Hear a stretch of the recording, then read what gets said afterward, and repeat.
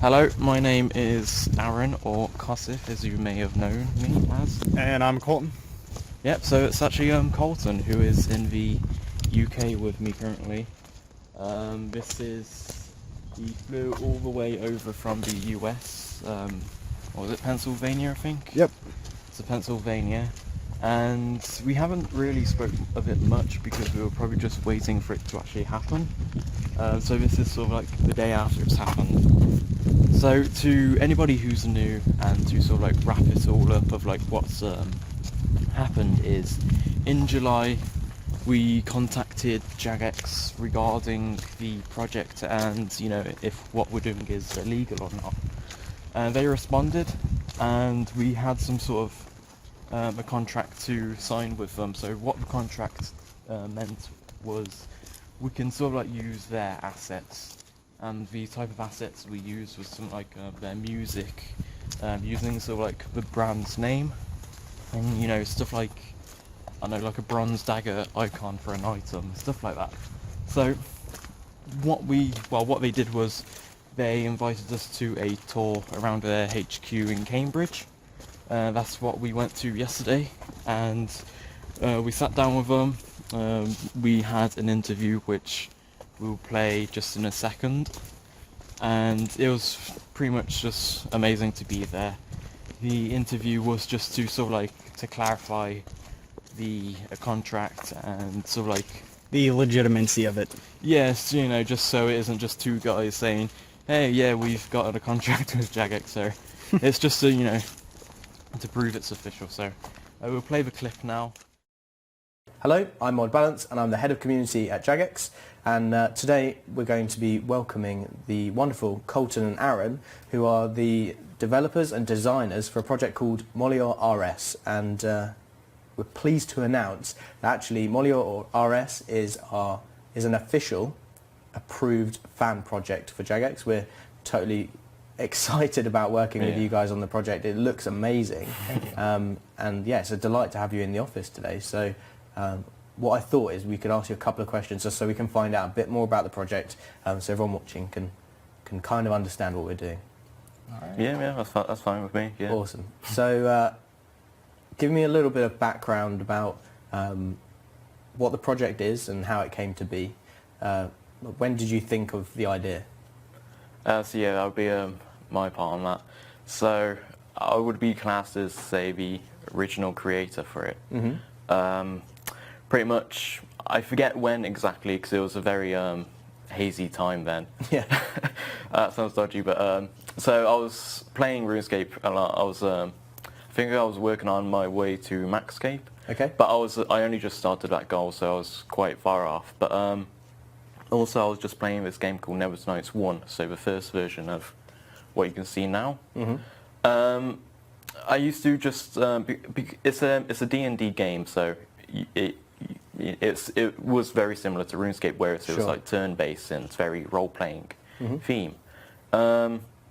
It's very equivalent as a reference, say like Dragon Age or Mass Effect, those type of games. Yeah. But obviously, medieval fantasy with all the magic and stuff like that. So I was working just on that. I wasn't doing anything particular. I was just creating some random maps just out of fun. So it sort of something just went through my mind. Why don't I create some like an area from RuneScape in this Nevernights 1? So I created Lumbridge, and that was just as far as it was going to go. Mm-hmm.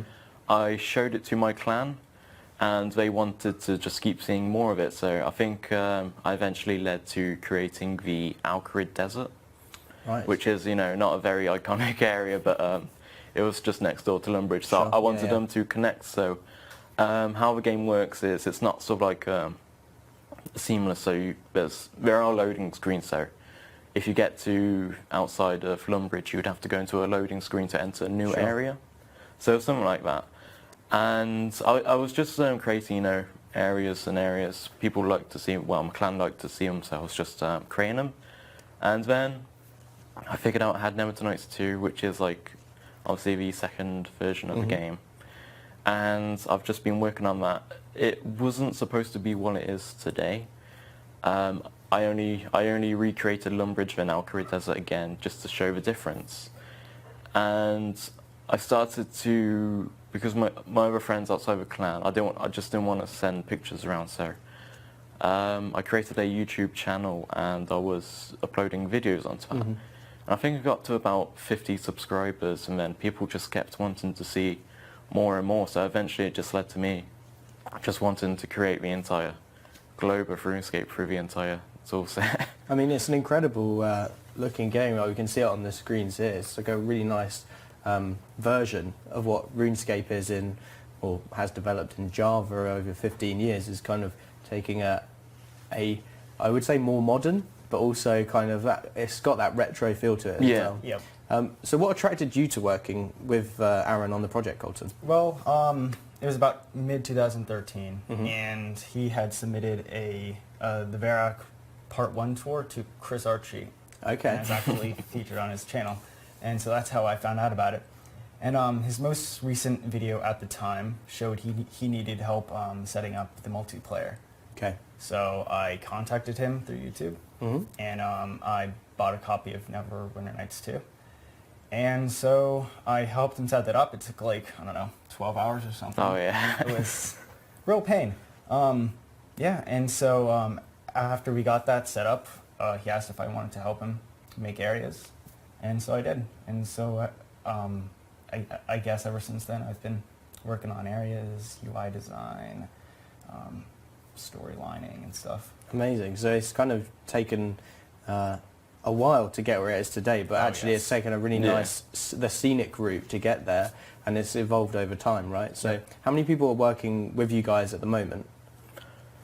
I would say about 5 people. Okay. It goes up and down all the time. It's a lot of people like in Colton's situation there. They want to help, but most of the time they just don't have the time, because we're mostly all the same age. So, we get people in college just doing full-time work and all that stuff. So, it's mostly just it's pretty much a hobby, a passion project. So, you got to be really you got to be into it Yes. to get involved, For right? sure. And I think actually, like, the fact that it's for a kind of hobby project is coming on really nicely. It looks amazing. So we're really glad to be able to properly support you guys. We've signed an agreement. You guys are able to use our assets and various other elements of the game because we love it. It's great, and we hope that everyone can play it very soon. Thank you.